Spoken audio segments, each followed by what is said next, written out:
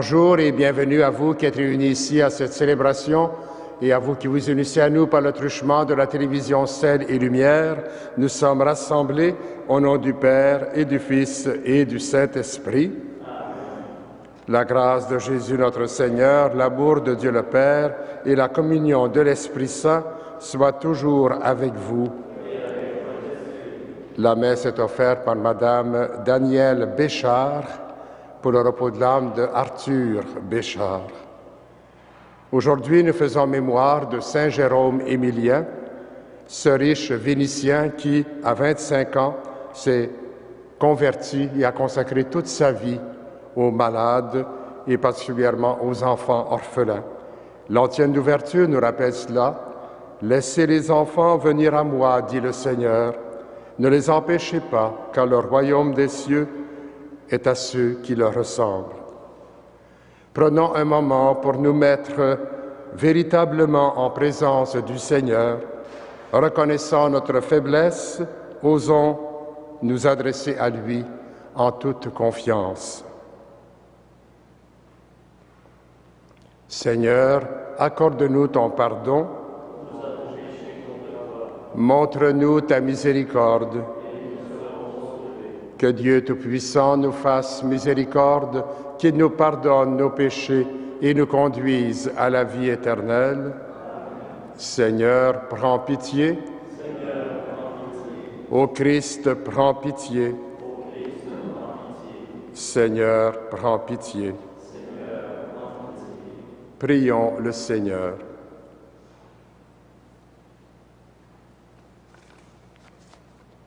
Père très miséricordieux, tu as voulu que Saint Jérôme Émilien soit le Père et le protecteur des orphelins. À sa prière, accorde-nous de garder toujours cet esprit d'adoption dans lequel tu nous appelles tes fils et tes filles, puisque nous le sommes vraiment, par Jésus-Christ, ton Fils, notre Seigneur et notre Dieu, qui règne avec toi et le Saint-Esprit, maintenant et pour les siècles des siècles.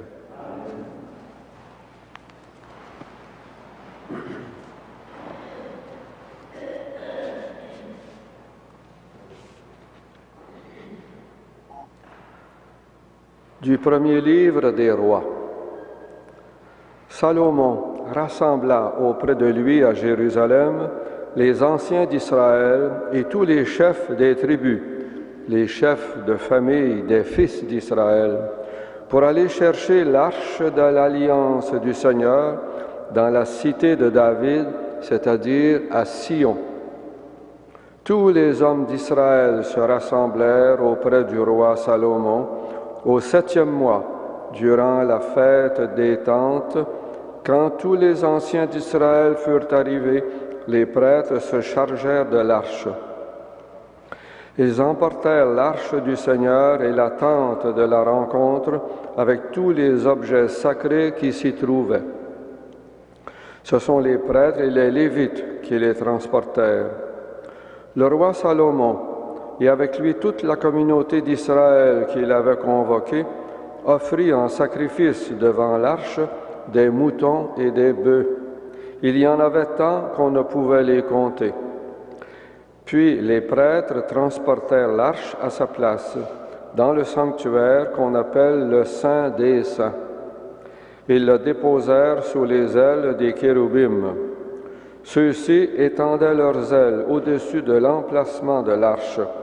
Ils abritaient l'arche avec ses barres.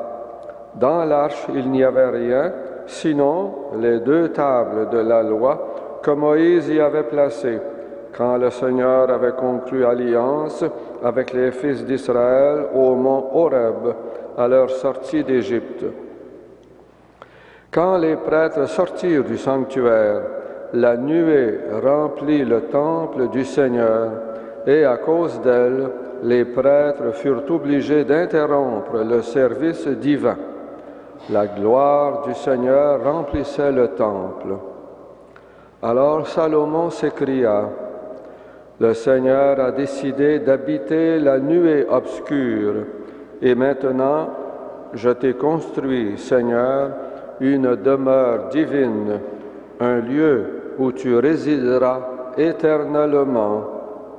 Parole du Seigneur. Nous rendons grâce à Dieu.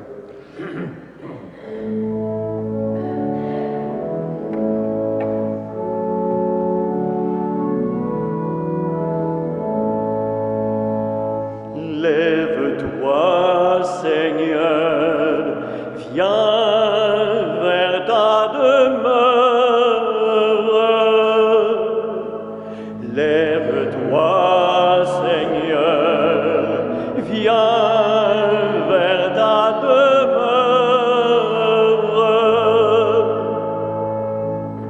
Souviens-toi, Seigneur, de David, de sa promesse au puissant de Jacob. J'interdirai tout sommeil à mes yeux, avant d'avoir trouvé un lieu pour le Seigneur. Lève-toi, Seigneur, viens vers ta demeure. Entrons dans la demeure de Dieu, prosternons-nous aux pieds de son trône. Monte, Seigneur, vers le lieu de ton repos, toi et l'arche de ta force. Lève-toi, Seigneur, viens vers ta demeure.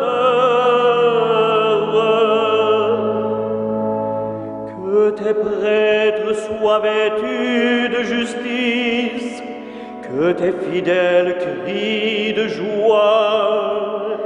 Pour l'amour de David, ton serviteur, ne repousse pas la face de ton Messie. Lève-toi, Seigneur, viens vers ta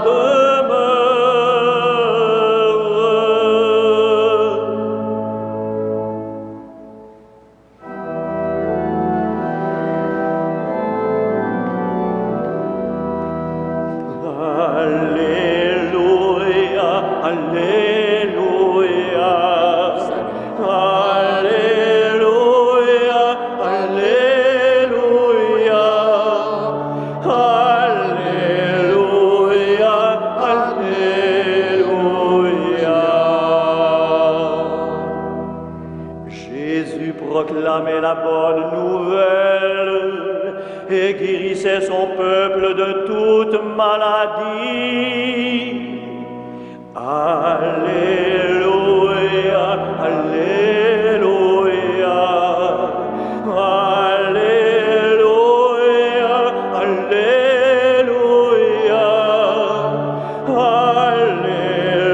Alléluia, Alléluia.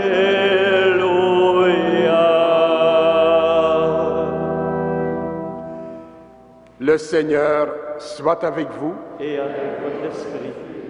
Évangile de Jésus-Christ selon saint Marc. Gloire à toi, Seigneur.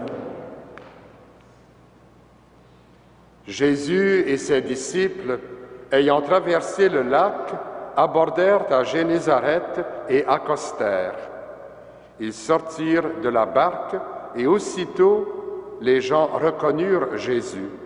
Ils parcoururent toute la région et se mirent à transporter les malades sur des brancards, là où on en apprenait sa présence. Et tous, et dans tous les endroits où il était, dans les villages, les villes ou les champs, on déposait les infirmes sur les places.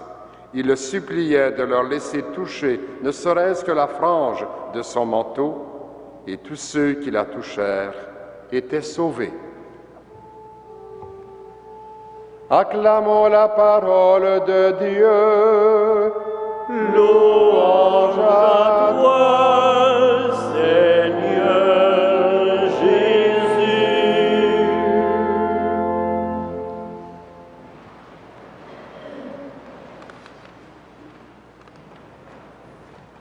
Frères et sœurs dans la foi, chers pèlerins, en regardant le monde d'aujourd'hui, il est facile de se dire que Dieu est absent. Certains grands penseurs l'ont fait, mais pour arriver à cette conclusion, ne faut-il pas avoir cherché, espéré peut-être la présence de Dieu? Il ne suffit pas de le déclarer absent ou mort pour que la quête de Dieu, sa recherche, s'arrête. Cette quête de Dieu existe depuis la nuit des temps et dans toutes les cultures. Les lectures bibliques que nous venons d'écouter nous en donnent deux exemples. Quand le roi Salomon fait transporter l'arche de l'Alliance dans le temple, c'est l'aboutissement d'une longue démarche. Dans le désert, le Seigneur avait déclaré son désir de venir habiter au milieu de son peuple. Ce désir avait pris la forme d'une arche qui était transportée de lieu en lieu jusqu'à l'installation définitive sur la terre promise. Mais David lui-même, le père de Salomon, qui était roi avant lui, avait dit qu'il fallait une maison, une véritable maison pour le Seigneur. Mais ce n'est pas David qui va réaliser ce rêve, mais son fils Salomon. Cette maison permet à la promesse de Dieu de se réaliser, mais elle est aussi un signe pour le peuple. Si Dieu habite au milieu des siens, que pourraient craindre ceux-ci? Mais il y a une condition, laquelle? C'est que ce peuple, ces gens, restent fidèles à l'Alliance. Pour ceux et celles qui reconnaissent en Jésus l'envoyé de Dieu, l'Évangile que nous venons d'écouter présente un signe tout à fait nouveau de la présence du Seigneur au milieu des siens. Il ne s'agit plus d'un Dieu qui repose au sanctuaire, mais d'un Dieu qui va vers les pauvres, les malades, les démunis. La forme de la présence de Dieu parmi les siens peut donc changer, se renouveler, s'adapter. Si le Seigneur nous apparaît si absent aujourd'hui dans notre monde, c'est peut-être parce que nous n'avons pas compris sous quelle forme il habite au milieu de nous. Un saint comme Saint Jérôme Émilien, dont nous faisons mémoire aujourd'hui, a consacré toute sa vie aux malades incurables et aux orphelins. C'était pour lui justement la reconnaissance de Dieu dans ses enfants, dans ses orphelins, dans ces gens qui étaient malades. C'est sa reconnaissance de la présence de Dieu qui le faisait agir. Donc il l'a fait au nom de sa foi au Dieu de la miséricorde et de la bonté. Il a même fondé la Société des serviteurs et des pauvres pour l'enseignement du catéchisme et les œuvres de bienfaisance. Chers amis, que son exemple et sa prière nous aident à découvrir Dieu présent en nous, le Dieu de la vie, le Dieu de la miséricorde, qui nous transforme et nous fait porter des fruits heureux pour nous-mêmes et pour notre entourage. Amen.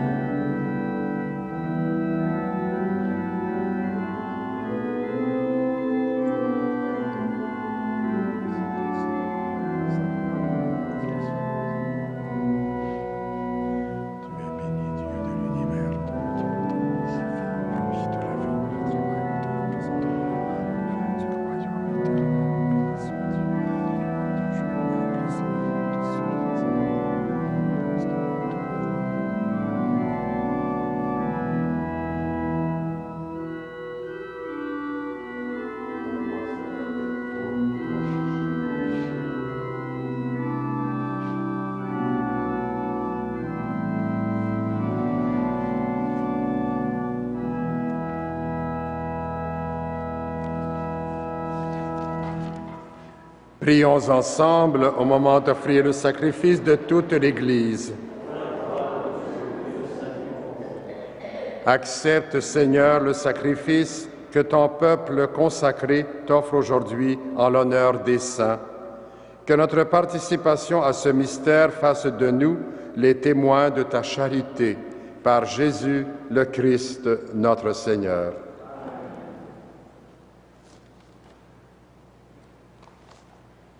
Le Seigneur soit avec vous. Élevons notre cœur. Rendons grâce au Seigneur notre Dieu. Vraiment, il est juste et bon de te rendre gloire, de t'offrir notre action de grâce, toujours et en tout lieu, à toi, Père très saint, Dieu éternel et tout-puissant, car tu es glorifié dans l'assemblée des saints. Lorsque tu couronnes leurs mérites, tu couronnes tes propres dons.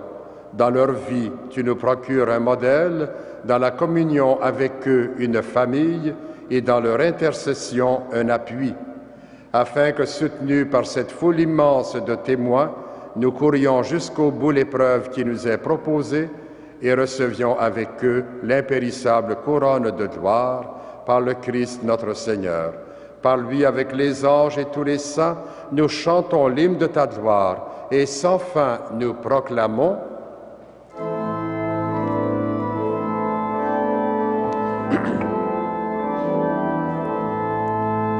Saint, Saint, Saint, le Seigneur, Dieu de l'univers.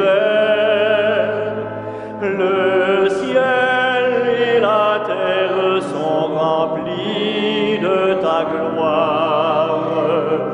Hosanna au plus haut des cieux.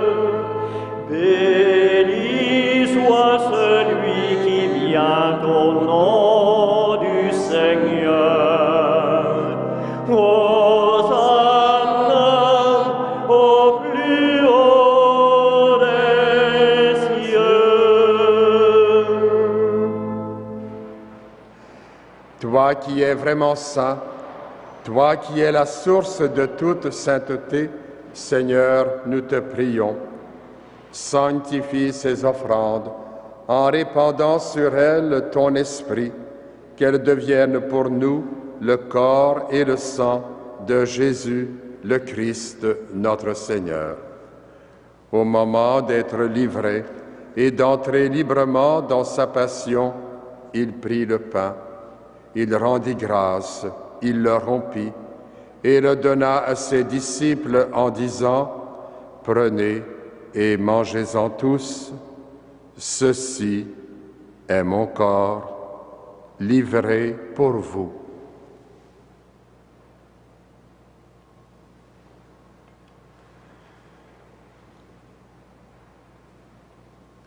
De même, à la fin du repas, il prit la coupe. De nouveau, il rendit grâce et la donna à ses disciples en disant « Prenez et buvez-en tous, car ceci est la coupe de mon sang, le sang de l'alliance nouvelle et éternelle, qui sera versé pour vous et pour la multitude en rémission des péchés. Vous ferez cela en mémoire de moi. »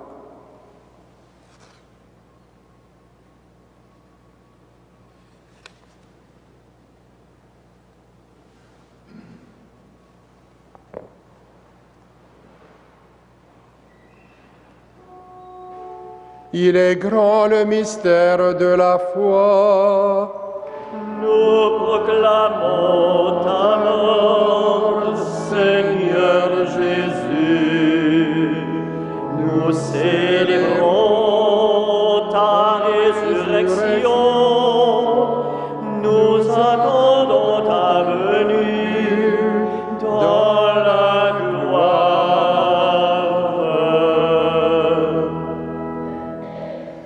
Faisant ici mémoire de la mort et de la résurrection de ton Fils, nous t'offrons, Seigneur, le pain de la vie et la coupe du salut, et nous te rendons grâce car tu nous as choisis pour servir en ta présence. Humblement, nous te demandons qu'en ayant part au corps et au sang du Christ, nous soyons rassemblés par l'Esprit Saint en un seul corps. Souviens-toi, Seigneur, de ton Église répandue à travers le monde. Fais-la grandir dans ta charité avec le pape François, notre évêque Christian, l'évêque auxiliaire Thomas, et tous ceux qui ont la charge de ton peuple.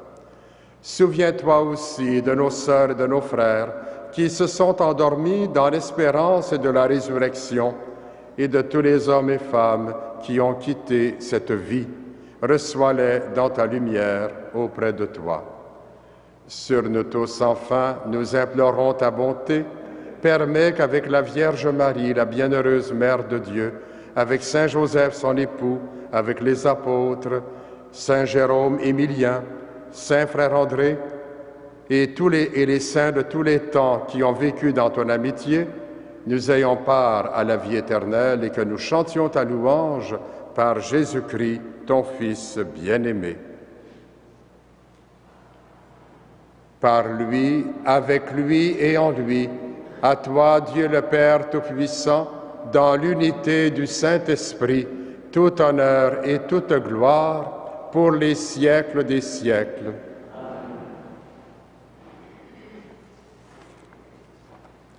Jésus se laisse approcher par tous ceux et celles qui désirent le connaître et nous permet même de faire partie de sa famille et de reprendre avec lui la prière qu'il nous a enseignée. D'un seul cœur, disons avec confiance, Notre Père qui es aux cieux, que ton nom soit sanctifié, que ton règne vienne, que ta volonté soit faite sur la terre comme au ciel. Donne-nous aujourd'hui notre pain de ce jour. Pardonne-nous nos offenses, comme nous pardonnons aussi à ceux qui nous ont offensés, et ne nous soumets pas à la tentation, mais délivre-nous du mal. Délivre-nous de tout mal, Seigneur, et donne la paix à notre temps. Par ta miséricorde, libère-nous du péché, rassure-nous devant les épreuves en cette vie, où nous espérons le bonheur que tu promets et l'avènement de Jésus-Christ, notre Sauveur. Car c'est à toi qu'appartiennent le règne, la puissance et la gloire pour les siècles des siècles. Seigneur Jésus-Christ, tu as dit à tes apôtres, « Je vous laisse la paix, je vous donne ma paix. » Ne regarde pas nos péchés, mais la foi de ton Église. Pour que ta volonté s'accomplisse, donne-lui toujours cette paix et conduis-la vers l'unité parfaite, toi qui règnes pour les siècles des siècles. Amen. Que la paix du Seigneur soit toujours avec vous.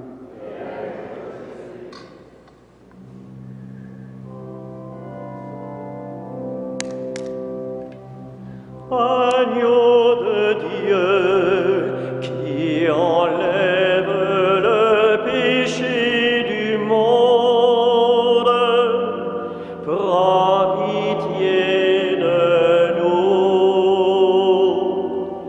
Agneau de Dieu, qui enlève le péché du monde,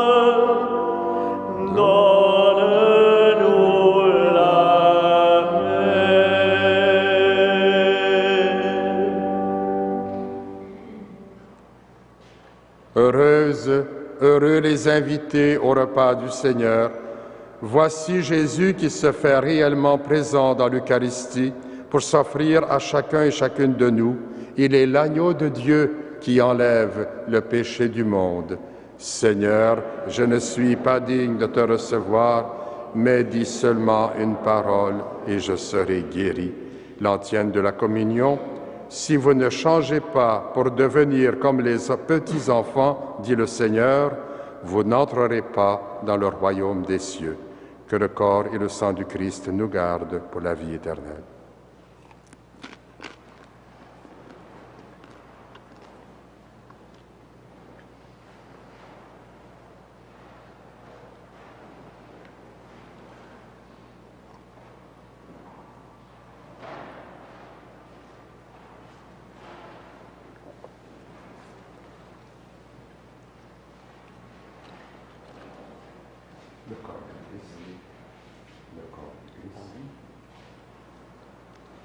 Voici le pain de vie. Allez servir vos frères et sœurs à la table du Seigneur.